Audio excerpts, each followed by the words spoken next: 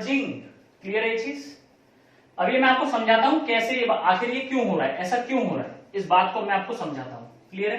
तो इस बात को आपको बहुत अच्छे से समझना होगा, ध्यान से देखें। तो पहले हम ले रहे हैं कि बाहर वाला मीडियम रेयरर है और हमारा जो है वो डेंसर है। क्लियर है? चलिए भाई, तो यहां कहीं f है, सपोज यहां कहीं 2f है। क्लियर है? यहां कहीं f है, यहां कहीं 2f है। 2f मतलब वही जो सेंटर ऑफ कर्वेचर होता था उसमें। एक्चुअली ऐसे समझिए, 2f को मैं समझाता हूं। इस वाले का सेंटर ये रहा 2f, और इस वाले का सेंटर, भाई इस स्फीयर का सेंटर होगा कि नहीं इधर की तरफ, ये पूरा स्फीयर होगा ना, इस तरीके से एक स्फीयर बनेगा पूरा का पूरा, ये वाली सरफेस। तो इस स्फीयर का सेंटर यहाँ पे 2f है। ऐसे ये वाली सरफेस से अगर स्फीयर बनाओ इधर की तरफ, तो उसका सेंटर कहां पे है? यहाँ पे। आप ऐसे समझिए। क्लियर है? खैर, तो चलिए बात समझिए कि ये अभी ये कन्वर्जिंग बिहेव क्यों कर रहा है आखिर। तो पूरा रिफ्लेक्शन से समझेंगे हम इसको। तो देखिए, तो पहले सपोज करिए कि ऐसे करके रे यहां पर आई है ना, रे यहां पे आई, तो पहले यार नॉर्मल बना लीजिए। नॉर्मल आपको पता है सेंटर से के पास होता है। भाई मिरर में हमें खूब पढ़ा है, सारा कुछ पढ़ लिया मिरर में कि नॉर्मल हमेशा कहां से पास होता है? सेंटर ऑफ कर्वेचर से, बता चुका हूं। तो सेंटर ऑफ कर्वेचर यही है इसका, 2f या c बोलते थे। तो ये नॉर्मल हो गया। क्लियर है? अब आपको मालूम है कि जाना तो इसको ऐसे था एक्चुअली, भाई जाना तो सीधे चाहती थी, ये वाली रे सीधे जाना चाहती थी, बट होगा क्या, ध्यान से समझिएगा। चलिए मैं थोड़ा सा और नीचे बनाता हूं ताकि और क्लियर हो आपको। देखिएगा,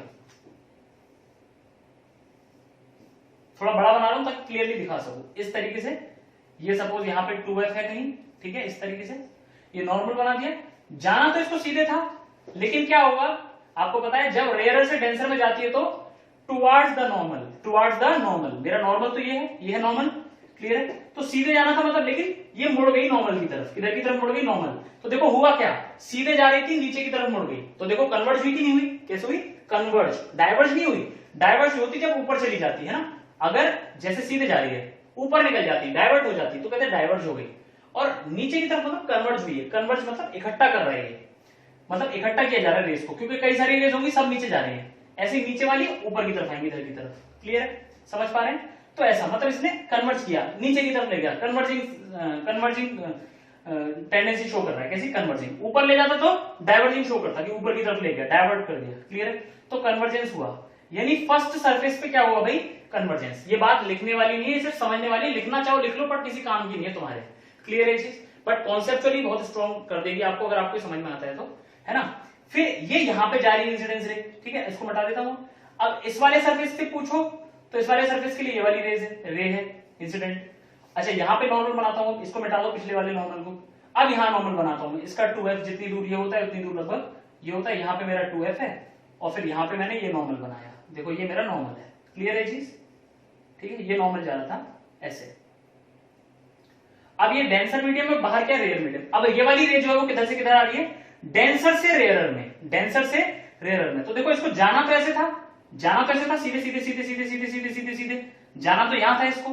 लेकिन होता क्या है, जब डेंसर से रेयरर में कोई लाइट की रे जाती है तो अवे फ्रॉम द नॉर्मल हो जाती है। तो ये था नॉर्मल, भाई ये है नॉर्मल, नॉर्मल है, और ऐसे जाना था तो अवे फ्रॉम द नॉर्मल मतलब और नीचे हो गई, तो और ज्यादा कन्वर्ज हो गई। देखो भाई ऐसे करके जाना था इसको, इस लाइन पे, है ना, ये डॉटेड डॉटेड जो शो की हुई है, इस वाली लाइन पे जाना था। लेकिन क्योंकि रिफ्रेक्शन होगा डेंसर से रेयरर में, अवे फ्रॉम द नॉर्मल हो जाएगी, यानी और नीचे झुक जाएगी, तो और ज्यादा कन्वर्ज। मतलब इस वाले सरफेस ने भी नीचे किया था भाई, फर्स्ट वाले सरफेस ने भी रे को क्या किया था? नीचे की तरफ कन्वर्ज, और इसने और ज्यादा कन्वर्ज कर दिया। तो फर्स्ट और सेकंड दोनों सरफेसेस क्या कर रही हैं? कन्वर्ज कर रही हैं। इसलिए रेयरर मीडियम में कैसे बिहेव करता है? कन्वर्जिंग की तरह। ठीक है, अब देखते हैं डेंसर में क्या होगा। अब देखते हैं डेंसर में क्या होगा, जो सेकंड पॉइंट मैंने आपको लिखाया है। क्लियर है? So let's see what happens in denser medium. Clear है? तो अगर आप ध्यान से देखें, ये जो आपको दिखाई दे रहा है इस वक्त, सॉरी, ये एक कॉन्वेक्स लेंस हमारा, ठीक है, और बाहर इस बार डेंसर मीडियम है, सपोज ये रेयरर मीडियम है, सपोज कीजिए। ठीक है, फिर से वही यहां पे रे आएगी, ये नॉर्मल बनाया मैंने, ये 2f है, सेंटर है, मतलब ये क्या जा रहा है यहाँ पे? नॉर्मल। क्लियर है? ये मेरी रे आई ऐसे, ये मेरी रे आती है यहाँ पे ऐसे ऐसे करके, पैरेलल रे आई। क्लियर है चीज? पैरेलल प्रिंसिपल एक्सिस की पैरेलल एक रे आती है। क्लियर है ये चीज? और आप बताइए मुझे, ये डेंसर मीडियम है, ये रेयरर मीडियम है। तो जब डेंसर से रेयरर में जाती है तो क्या होता है? टुवर्ड्स द नॉर्मल या away from the normal? Away from the normal. तो नॉर्मल तो ये वाला, ये जो लाइन है ये नॉर्मल ही तो है, तो इससे अवे हो जाएगी। मतलब जाना तो ऐसे था, जाना तो सीधा सीधा था, ऐसे ऐसे आ रही थी, सीधे सीधे सीधे सीधे इसको जाना था, लेकिन क्योंकि डेंसर से रेयरर में जा रही है तो अवे फ्रॉम द नॉर्मल हो जाएगी, मतलब नॉर्मल से दूर हट जाएगी। ये मेरा नॉर्मल है, ऐसे तो जा ही रही थी और दूर हट जाएगी, यानी ऊपर की तरफ शिफ्ट हो जाएगी। किधर शिफ्ट हो जाएगी? ऊपर। और मैं जानता हूं कि भाई इधर से ऊपर मतलब डाइवर्ट कर दिया, मतलब डाइवर्ज कर दिया, तो it is diverging in nature, ये कन्वर्ज नहीं कर रहा है। क्लियर है? तो फर्स्ट सरफेस पे क्या हुआ? डाइवर्जन। ऐसे सेकंड सरफेस पे भी आप खुद से कर सकते हो, 2f बना लेना, वही जो मैंने अभी किया था। तो सेकंड सरफेस पे आप देखोगे और ऊपर हो जाएगी, क्या हो जाएगी? और ज्यादा ऊपर हो जाएगी, यानी सेकंड सरफेस भी डाइवर्ज कर देगा। तो इसका मतलब जब लेंस डेंसर मीडियम में रखा होगा तो डाइवर्जिंग की तरह बिहेव कर रहा है ये वाला। क्लियर है? तो कॉन्वेक्स लेंस अगर रेयर में है तो कन्वर्जिंग है, और डेंसर मीडियम में है तो डाइवर्जिंग है। बोलो इतनी बात समझ में आ गई? अगर हम मेरा मन किया तो मैं आपको मैथमेटिकली भी प्रूफ करूंगा ये वाली चीज, डोंट वरी। क्लियर है? लेकिन वो डिपेंड करता है मेरे मन पे, क्योंकि वो फिर थोड़ी एडवांस, बहुत ज्यादा एडवांस बात हो जाएगी, बट स्टिल मुझे लग रहा है कि मैं करूंगा। ठीक है? उस फॉर्मूले को हम कहते हैं लेंस मेकर्स फॉर्मूला, उससे हम डिस्कस करेंगे इस चीज को दोबारा। अभी मैंने आपको बिल्कुल प्योर कॉन्सेप्चुअली समझाई ये चीज कि आखिर हम कैसे करते हैं इस चीज को, कैसे पता कर रहे हैं कि रेयर में कन्वर्जिंग है या डेंसर में डाइवर्जिंग है। बोलो समझ में आ गया? अब जो आपका कॉनकेव लेंस है उसमें जस्ट उल्टा हो जाएगा। तो अगला पॉइंट लिख लो पहले से पहले, अगला पॉइंट लिख लो, कॉनकेव में जस्ट उल्टा हो जाएगा। लिख लो nature of concave lens, nature of concave lens in rare medium is diverging. लिख लीजिए फटाफट, नेचर ऑफ concave lens in rarer medium, nature of concave lens, nature of concave lens in rarer medium is diverging, is diverging। और अगला point लिखिए, nature of concave lens in denser medium, rare की क्या कर लीजिए, denser medium is converging, is converging. तो अब इस चीज को मैं प्रूफ नहीं करूंगा, आप समझ गए मैं कैसे प्रूफ करूंगा, वही सब काम करने हैं मुझे। अगर आप चाहते हो मैं करूं तो ये लो, देखो करना वही जो भी किया है भाई। देखो ये कॉनकेव बनाया मैंने, क्या बनाया? कॉनकेव। ठीक है? इस तरीके से मैंने कॉनकेव बनाया। फिर से वही सब, इधर कहीं 2f है, इस वाले का सेंटर इधर आएगा और इस वाले का सेंटर इधर आएगा, है कि नहीं? इस वाले स्फेयर का इधर और इस वाले स्फेयर का इधर, तो इसका सेंटर। ठीक है? तो एक रे ऐसे करके आएगी, सपोज कैसे आई? ऐसे आई। मैंने यहां नॉर्मल बनाया, नॉर्मल हमेशा सेंटर से होकर पास होता है, सबको मालूम है। ये रेयर है और ये डेंसर मीडियम है। कैसा मीडियम है? डेंसर। ठीक है? तो डेंसर अगर है तो आपको पता है रेयर से जब डेंसर में जाती है तो क्या होता है? Towards the normal. तो नॉर्मल किधर है? ऊपर की तरफ है भाई। रेयर तो ऐसे जा रही थी, नॉर्मल किधर है? ऊपर। तो ऊपर टुवर्ड्स द नॉर्मल हो जाता है ना, तो टुवर्ड्स द नॉर्मल मतलब ऊपर। तो देख लो हो गया ना डाइवर्ज, टुवर्ड्स द नॉर्मल मतलब ऊपर हो गया। जाना तो सीधे था लेकिन किधर मुड़ गया? ऊपर की तरफ, तो डाइवर्ज हो गया। बस यही मैं कह रहा हूं कि रेयर मीडियम में क्या हो जाती है? डाइवर्जिंग की तरह बिहेव करता है। ठीक है? अब उल्टा सोचो, उल्टा सोचो जस्ट, अगर उल्टा होता मतलब डेंसर मीडियम बाहर होता, रेयर मीडियम अंदर होता, डेंसर बाहर और रेयर अंदर, तो क्या होता है भाई? टुवर्ड्स द नॉर्मल हो जाता है, अवे फ्रॉम द नॉर्मल। देखो नॉर्मल ये जाना ऐसे था, और डेंसर से रेयर में होता है अवे फ्रॉम द नॉर्मल। तो नॉर्मल ऊपर है तो अवे मतलब नीचे की तरफ हो जाएगा। तो देखो इसने कन्वर्ज कर दिया। तो फिर डेंसर मीडियम है अगर बाहर, तो कैसे बिहेव कर रहा है मेरा कॉनकेव लेंस? कन्वर्जिंग की तरह। तो इसीलिए मैं कह रहा हूं कि यहां अगर डेंसर कर दोगे तो यहां क्या हो जाएगा? कन्वर्जिंग। आई थिंक समझ में आ गई होगी बात, है ना? तो इसलिए नहीं बताया ये सब एक्सप्लेनेशन दोबारा, इसलिए नहीं की क्योंकि बता ही चुका हूं, जैसे कॉन्वेक्स में किया वैसे किसमें करना है? कॉनकेव में। दूसरी बात आपके काम का है भी नहीं इसको समझना। क्लियर है? तो बस आपको वो चीज याद रखनी है यार। बोलो समझ में आ गया? पक्की बात है। तो जैसे कि मैंने आपको बताया कॉन्वेक्स के लिए फोकस होता है प्रिंसिपल फोकस और सेकेंडरी फोकस, ऐसे ही मैं बताऊंगा आपको यहां पे। ठीक है? तो ये मेरा कॉनकेव लेंस है, इसमें भी वही सब चीजें हैं। बात लेकिन ध्यान से समझिए, इसमें फोकस की डेफिनेशन क्या है। उसमें क्या थी कि पैरेलल रेज आ रही हैं और जहां पे मिलती है वो पैरेलल रेज, उसी को कहते हैं फोकस। तो वो आपको शीट में मिल जाएगी डेफिनेशन। यहां पे क्या है कि अगर पैरेलल रेज आती हैं तो जहां से जैसे पैरेलल रेज आएंगी तो डाइवर्ज करता है भाई। पैरेलल रेज अगर आएंगी तो इसका काम क्या होता है? डाइवर्ज करना। ये कन्वर्ट थोड़ी करता है, ये क्या करता था? डाइवर्ज, है ना? आपको तो एयर में पढ़ना है लेंस को, है ना?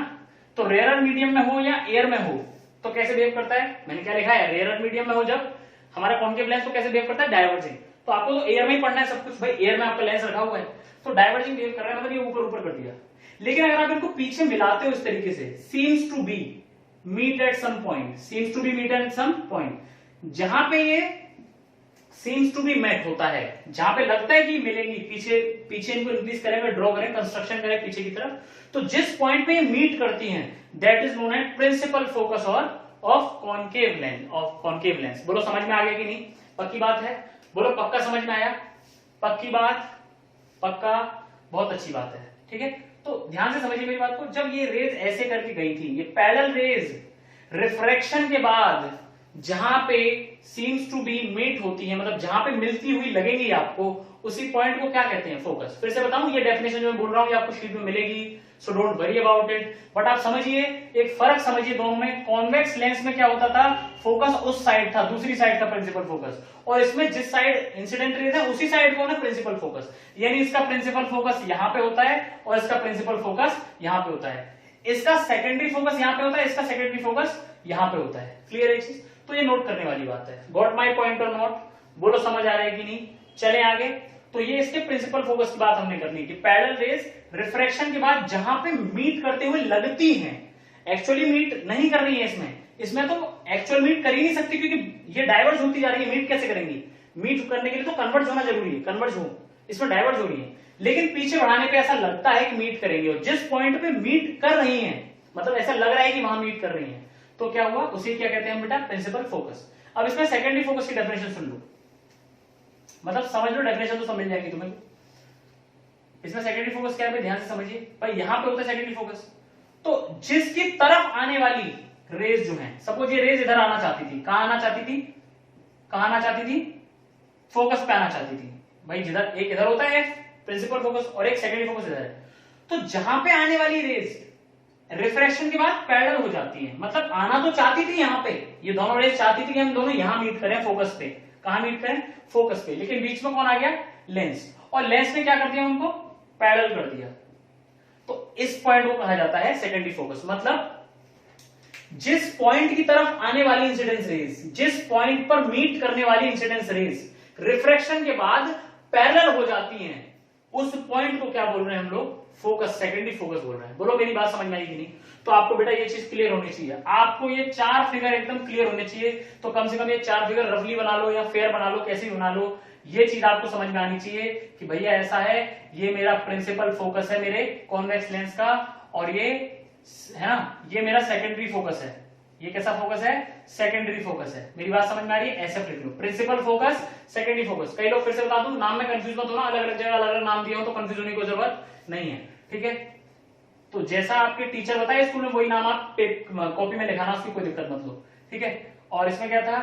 इसमें जो है प्रिंसिपल फोकस ये वाला है, देखो ये डाइवर्ज हो गई और इनको पीछे मीट करना है, dot dot dot dot dot dot dot, इसे कहते हैं प्रिंसिपल फोकस। और इस वाले में सेकेंडरी फोकस कैसे आता है बता दें? ये रेज आ रही थी ऐसे करके, डॉट डॉट डॉट करके करना है, इसको मीट करना कहीं भी, ये प्रिंसिपल एक्सिस है, तो ये होता मेरा सेकेंडरी फोकस। लेकिन रिफ्रैक्शन के बाद रेज कैसी हो गई? पैरेलल। Got my point? मतलब मिलना तो चाहती थी यहां, लेकिन हो गई पैरेलल। तो ये चार फिगर तुम्हारे दिमाग में हमेशा क्लियर होनी चाहिए, जिससे तुम्हारे दिमाग में क्लियर रहे कि प्रिंसिपल फोकस और सेकेंडरी फोकस का क्या मतलब है, या फर्स्ट प्रिंसिपल फोकस और सेकंड प्रिंसिपल फोकस का क्या मतलब है। बोलो मेरी बात समझ में आ रही है कि नहीं आ रही? क्लियर है ये चीज? पक्की बात है। ये चार फिगर आपको बनाने ही बनाने हैं, और ऐसे ये डायरेक्शन भी शो कर लीजिएगा। आई एम सॉरी, इस तरीके से शो कर लेंगे आप डायरेक्शंस को। क्लियर है? ये ऐसे, ये ऐसे, ये ऐसे, ये ऐसे, ये आ रहे हैं दोनों इस तरीके से, और ये जा रहे हैं पैरेलल वाले। डॉटेड लाइन सिर्फ कंस्ट्रक्शन है, डॉटेड लाइन क्या है? सिर्फ कंस्ट्रक्शन। क्लियर है ये चीज? बोलो समझ में आ गया? इसका मतलब इसके दोनों फोकस रियल भी हैं और इसके दोनों फोकस वर्चुअल भी हैं, क्योंकि जब मीट करने पे होता है तो वर्चुअल इस तरह की बात आ जाती है। खैर और भी चीजें मैं आपको बताऊंगा, डोंट वरी, रियल वर्चुअल पे भी ध्यान मत दो इतना, ठीक है? आगे बात करेंगे। अच्छा, मैंने आपको एक साइन कन्वेंशन बताया था, याद करो। मिरर में मैंने आपको एक साइन कन्वेंशन बताया था, वो लोग क्या था? वो उसमें था, उसमें यू वी याद आ रहा है ना, सब कुछ यू होता था, वी होता था, साइन बताता कि जिधर इंसिडेंस रेज आ रही है, अगर उधर मेजर कर रहे हो तो पॉजिटिव, उसके अपोजिट कर रहे हो तो नेगेटिव। क्लियर है ये चीज? तो ध्यान से समझना, जिधर इंसिडेंस रेज जा रही हैं फोकस भी उधर ही है, तो इसकी फोकल लेंथ हमेशा कैसी लेनी है तुम लोगों को? पॉजिटिव। मेन काम प्रिंसिपल फोकस का ही होता है, भूलना नहीं। मेन काम किसका होता है? प्रिंसिपल फोकस का ही होता है, तुम्हें भूलने की कोई जरूरत नहीं है। मेन काम प्रिंसिपल फोकस का है, इसीलिए इसका नाम प्रिंसिपल है, ठीक है? तो ये तो बस नाम के लिए तुम्हें याद रखने हैं, सेकेंडरी वाले तो मेन काम इसका है। तो फोकल लेंथ इसकी कैसी लेनी है? पॉजिटिव। इसमें देखो इंसिडेंस रेज इधर की तरफ जा रही है, लेकिन फोकस किधर पड़ रहा है? पीछे की तरफ, तो इसकी फोकल लेंथ कैसी लेनी है? नेगेटिव। कितना आसान हो गया देखो, कॉन्वेक्स जहां भी मिले फोकल लेंथ कैसी ले लेना? पॉजिटिव। कॉन्वेक्स मिरर में भी पॉजिटिव लेते थे और कॉन्वेक्स लेंस में भी कैसी लेनी है? हमेशा पॉजिटिव। तो लिख लो नोट, लिख लो नोट लिखो फटाफट। इन रेयर मीडियम, लिखिए जल्दी से। In rare medium focal length of convex lens is taken as positive. Focal length of convex lens is taken as positive always. Clear है? ऐसे लिख लो, in rarer medium, अगला नोट लिखो, in rarer medium focal length of concave lens is taken negative always. Got my point और not? अरे बोलो समझ में आया कि नहीं आया? अरे पक्की बात है, आगे बढ़ जाऊं, सोच लो, समझ लो, पक्का? चले चले भाई, बहुत बढ़िया।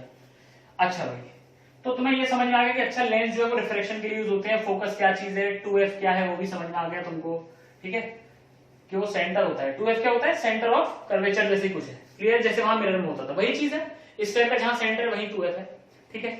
अब बात करेंगे एक और चीज है, ऑप्टिक सेंटर। अब किसकी बात करेंगे? ऑप्टिक सेंटर, ठीक है। वैसे तो आपको डेफिनेशन इस तरीके की मिलेंगी इसकी बुक्स में या शीट में, इस तरीके की कि फॉर एग्जांपल कोई भी लेंस है, कोई भी लेंस, जितने मैंने आपको वैरायटी पढ़ाई है लेंस की, चाहे वो बाई कॉन्वेक्स हो, चाहे इक्वी कॉन्वेक्स हो, चाहे प्लेनो कॉन्वेक्स हो, चाहे वो कॉनकेवो कॉन्वेक्स हो, चाहे वो इक्वी कॉनकेव हो, चाहे वो बाई कॉनकेव हो, चाहे वो प्लेनो कॉनकेव हो, चाहे वो कॉन्वेक्स हो कॉनकेव हो, जितनी भी वैरायटी है लेंस की, सबके लिए डिफाइन होता है ऑप्टिक सेंटर, क्लियर है। लेकिन मैं एग्जांपल के लिए सिर्फ एक ही ले रहा हूं, तो आप जानते हो सबके लिए डिफाइन है, तो कोई एक से बता दूं, ठीक है। चलिए, तो ऑप्टिक सेंटर क्या चीज मैं आपको बताता हूं। देखिए होता क्या है लेंस में, लेंस जब आपको दिख रहा है तो आप 3 रेज इमेजिन कीजिए। एक रे होती है जो आती है, इसे कहेंगे इंसिडेंस रे, फिर एक होगी ये अंदर, इसे कहता हूं मैं रिफ्रैक्टेड रे, और एक निकलेगी जिसे कहेंगे इमर्जेंट रे। Got it? 3 रेज है, एक इंसिडेंस मतलब जो आई, फिर एक अंदर रिफ्रैक्टेड है, फिर एक निकलने वाली है जिसे हम कह रहे हैं इमर्जेंट रे, क्लियर है ये चीज? तो ऑप्टिक सेंटर की कहानी, मतलब इसकी जो डेफिनेशन है वो सुन लो, मेनली क्या है उसे समझ लो क्या है। डेफिनेशन जो बुक्स में है वो भी ठीक है, उसमें मार्क्स मिलते हैं, लेकिन वो मेरे हिसाब से परफेक्ट नहीं है, मतलब ठीक है, इट्स ओके, लेकिन 99.99999% तो सही है, 0.00001% सही नहीं है। वो क्या बोलते हैं उसमें ध्यान सुनिएगा, बुक्स में क्या दिया है कि देखिए क्या होता है कि अगर ऑप्टिक सेंटर वो पॉइंट होता है जहां से पास होने वाली रे अनडेविएटेड निकल जाती है।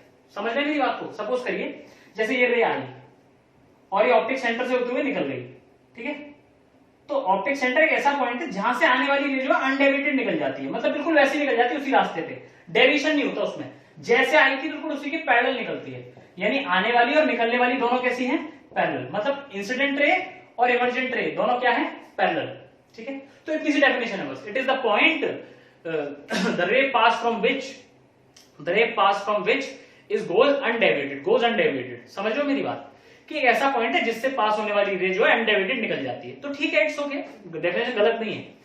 तो सुन लो, ये एक ऐसा पॉइंट है भाई जहां से अगर कोई रे पास होती है तो फिर वो अनडेविएटेड निकल जाती है, मतलब वो मुड़ती नहीं है, ना ही वो कन्वर्ट, मतलब इस तरीके से नहीं होती, वो जैसे आई थी वैसे ही बिल्कुल पैरेलल निकल जाती है, मतलब जैसे आई थी भले थोड़ा शिफ्ट हो गई, देखो ऊपर से नीचे हो गई, थोड़ा सा ऊपर से नीचे हो गई, लेकिन पैरेलल निकली एकदम, ठीक है, जैसे ग्लास स्लैब में होता था, जैसे ग्लास स्लैब में होता था। फिर दोनों में फर्क क्या है? फर्क यह है कि ग्लास स्लैब तो हमेशा ही ऐसा करेगी, ग्लास स्लैब हमेशा ऐसा करेगी, लेकिन यहां पे सिर्फ तब ऐसा हो रहा है जब रे कहां से पास हो? ऑप्टिक सेंटर से पास हो। कहां से पास हो बेटा?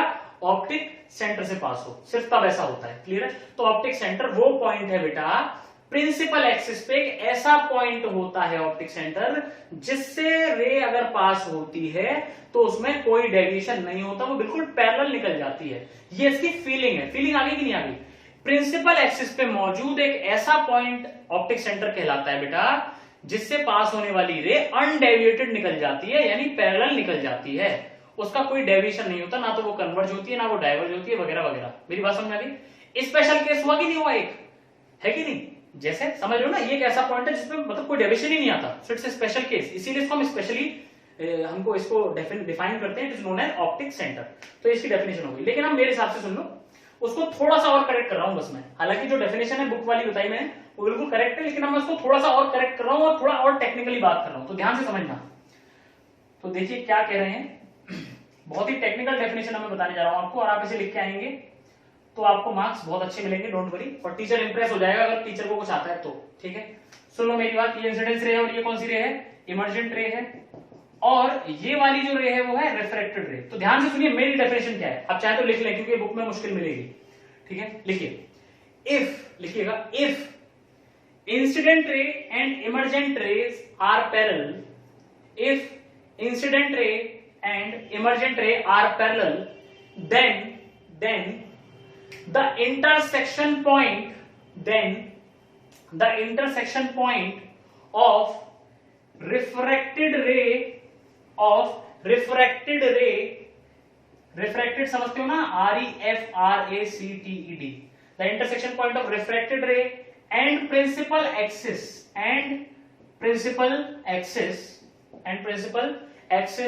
Is known as optic centre. बोलो नहीं आया समझ में? तो इसे बेटा ऑप्टिक सेंटर कहते हैं, ये असली डेफिनेशन है। क्लियर है? क्लियर है। अब एक क्वेश्चन लिखिए फटाफट से, जल्दी से क्वेश्चन लिखिए, क्वेश्चन लिखिए जल्दी से, फटाफट लिखिए। Which of the following is correct?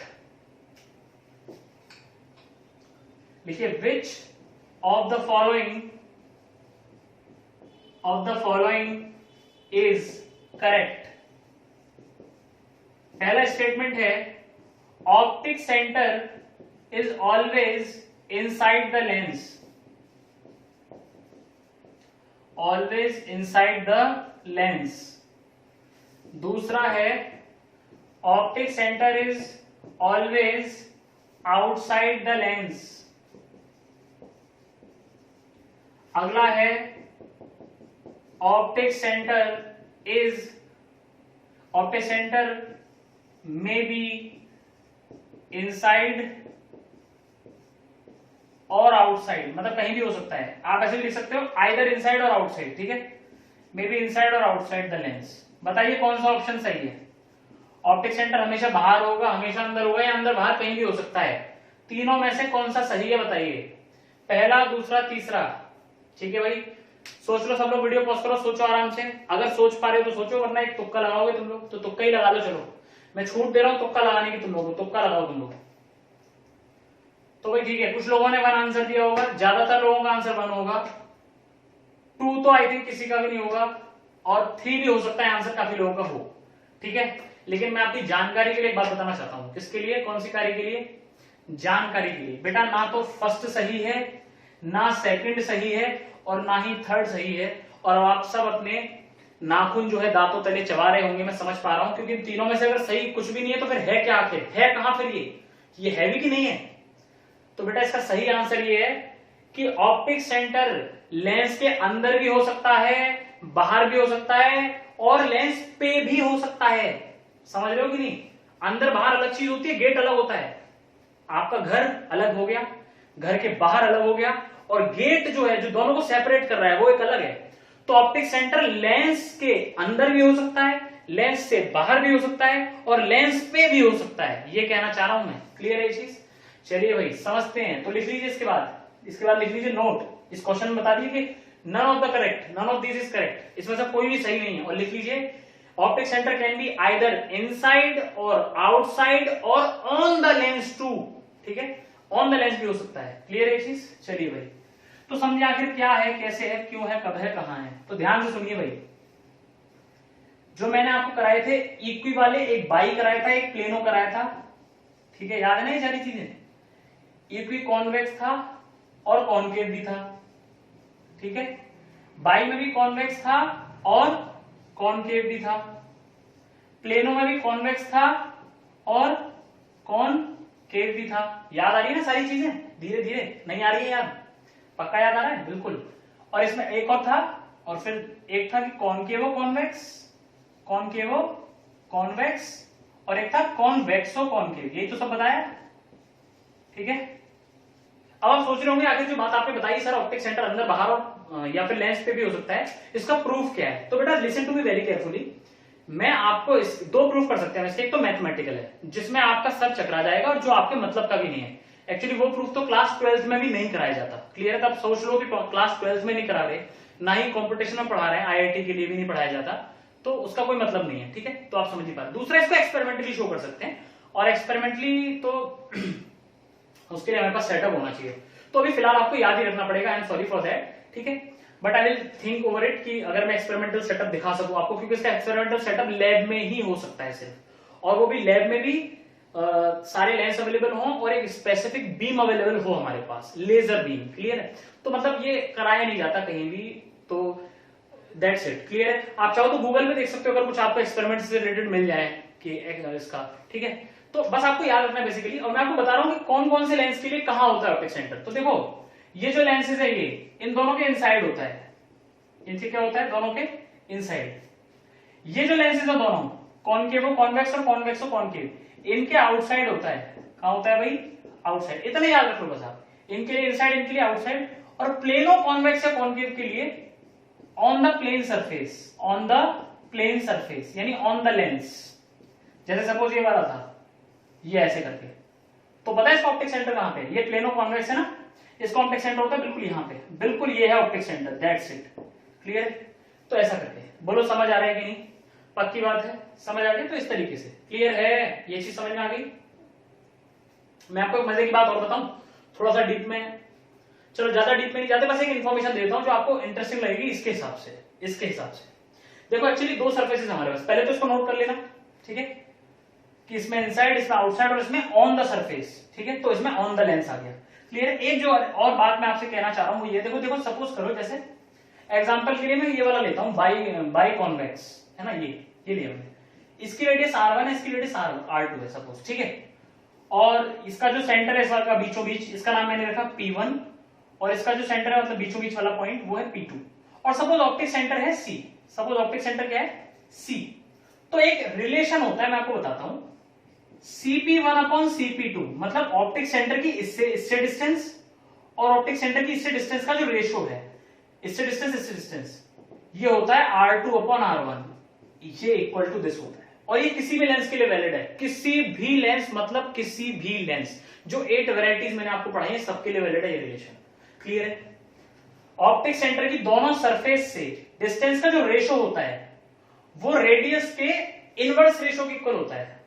देखो, ये है सरफेस से डिस्टेंस CP1 और ये इस वाले सरफेस से डिस्टेंस CP2, इन दोनों का रेशियो जो है वो रेडियस का इनवर्स हो, रेडियस के रेशियो का इनवर्स है। जैसे P1, यहां 1 की बात हो रही है तो इसके साथ R2, मतलब जैसे देखो, इनवर्स का क्या मतलब है?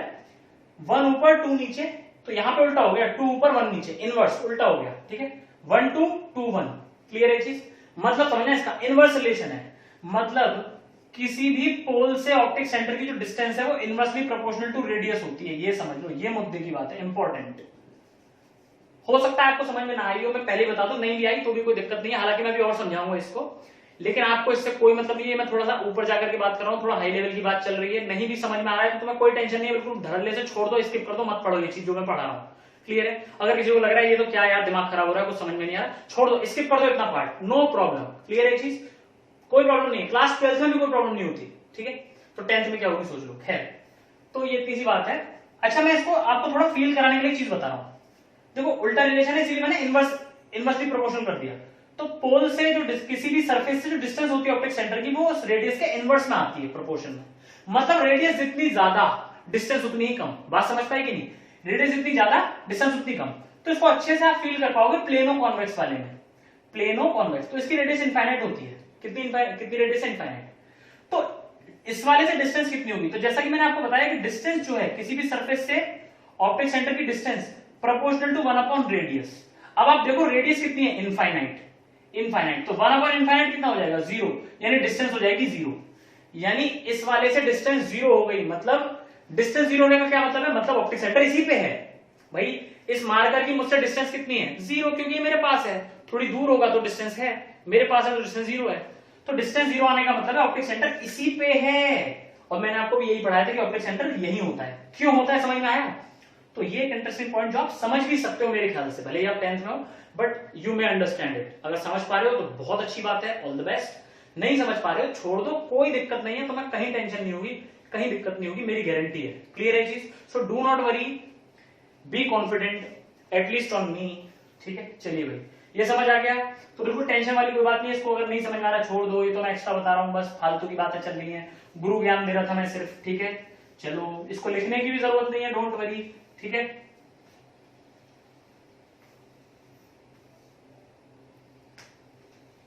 ओके, तो अभी जो